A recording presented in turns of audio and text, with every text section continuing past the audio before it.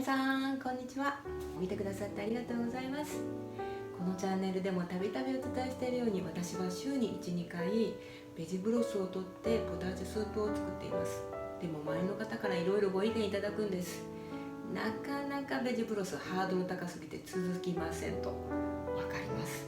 私はたまたま続いてますけれども、面倒なことって私たちやっぱり続きませんよね。それで考えてみました。お湯を注ぐだけ、ダイエットにもいい、アンチエイジングを心がけている方にも最適なスープ考えてみました。3品です。ぜひ最後までご覧ください。まずわかめたっぷりスープからです。材料に刻み昆布を使っているんですけれども、昆布のうまみ成分グルタミン酸が美味しく無理なく減塩をさせてくれて、そしてそれが胃のセンサーに働きかけて食べ過ぎを防いでくれます。このスープのメインの食材、わかめです。カットわかめを使うと便利ですよね。あとかつおと味噌で作っていきます。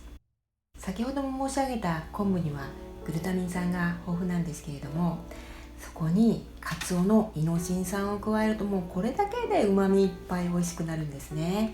はい、わかめを加えていきます。わかめ特有のぬめりはアルギン酸という水溶性の食物繊維なんです。塩分を体の外に出したり、血液中のコレステロールを低下させたり、善玉菌を腸内で増やして腸の老化を防いでくれます。もうダイエットだけじゃなくってアンチエイジングにぴったりの食材ですよね。材料表には書いてなかったんですけど、これからご紹介するどのスープにもぜひすりごまは加えてください。美味しいだけじゃなくって抗酸化作用も豊富なスーパーフードですから、それに青みのものを加えていただくと出来上がりです。これは飲むスープというよりかは、もうわかめをザクザク食べるスープなんですね。お腹の空いた時にぜひこれからお食事をなさってください。次は干しエビのスープです。干しエビといっても今日は網エビを使います。値段も手頃で、この1袋で399円。使い勝手がありますね。切り干し大根は戻さずにそのまま使います。さっと洗って水気を絞っておきます。アオサです。アオサのカルシウムは牛乳の8倍、水溶性の食物繊維もたっぷりなんです。切り干し大根、干しエビ、アオサのカルシウムたっぷりのスープです。ちょっと体温も上げていきましょう。生姜のすりおろしとコチュジャンを加えて基礎代謝を上げると痩せやすくなりますよ。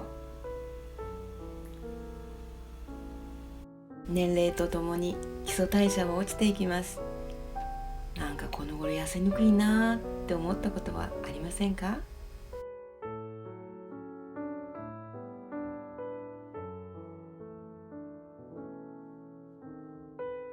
エビの香りと切り干し大根の食感がちょっと癖になるスープです。最後に高野豆腐のスープです。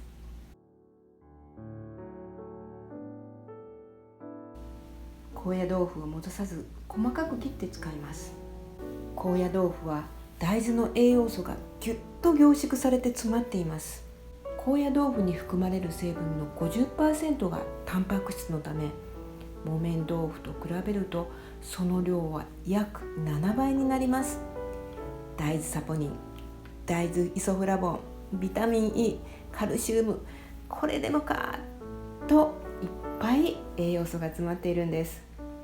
しっかり栄養を取りながら痩せるダイエット食材なんですね。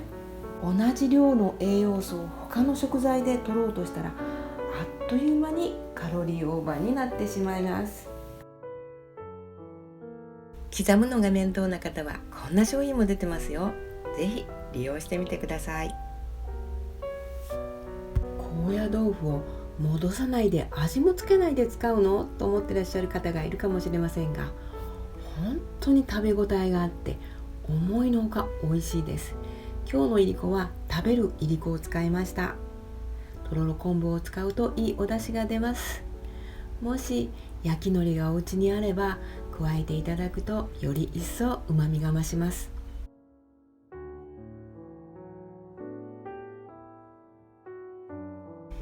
味噌なんですけど、飛んでいってしまいました。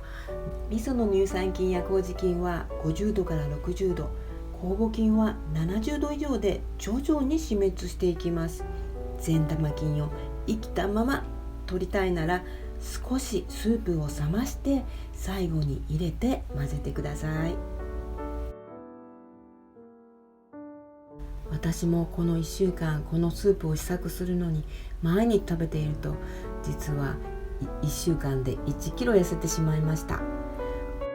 3つご紹介しましたけれども、組み合わせや材料はお好みで変えていただいたらいいかなと思います。ただ一つだけお願いしたいことがあります。安易に顆粒だしやスープの素を加えて作らないでください。私は小さい頃から本当に太っていて、思春期の頃には過食症にも悩まされました。ピークの頃から考えると今の体重は12キロほど痩せています。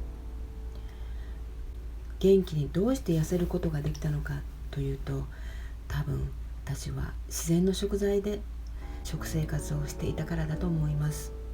とっても遠回りになるかもしれませんけれども、自然の食材を食べて味覚を鍛えることがやっぱりダイエットやアンチエイジングの一番近道だと私は思っています。最後までご覧いただきありがとうございます。ちょっとでも皆さんのお役に立てたなら嬉しいです。いいなと思ったらチャンネル登録、高評価もよろしくお願いいたします。コメントもお待ちしております。ではまた次回の動画でお会いいたしましょう。